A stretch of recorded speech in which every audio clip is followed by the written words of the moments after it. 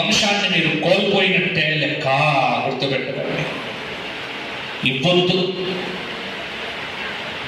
నేను అదే అడిగా, ఒక ఆయన వచ్చి మాకు చేయటానికి వీలు కావట్లేదండి. ఎందుకు అంటే కొడుకు న్యూయార్క్లో ఉన్నాడు, ఇంకో కొడుకు సిడ్నీలో ఉన్నాడు.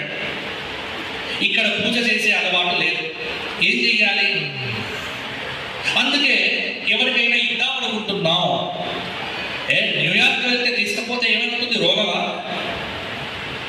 సిడ్నీ వెళ్తే తీసుకువెళ్తే అప్పుడు నేనేమన్నా, ఈ దేవతారాధనతో పాటుగా మీ తాతలు ఇచ్చిన భూములు కూడా వాడికే ఇచ్చప్పచెప్పండి. ఆస్తి ఇవ్వరు, దేవుణ్ణి ఇస్తారు.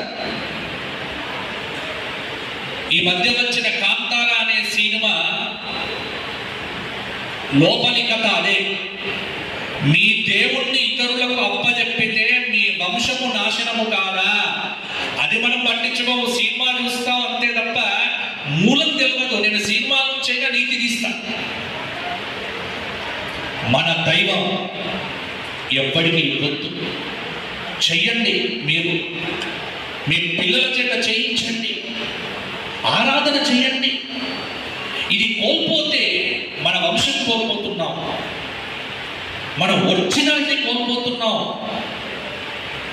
ఒక్కసారి ఒక సంవత్సరం మీరు పవిత్రమైన భావనతో దేవతారాధన చెయ్యండి.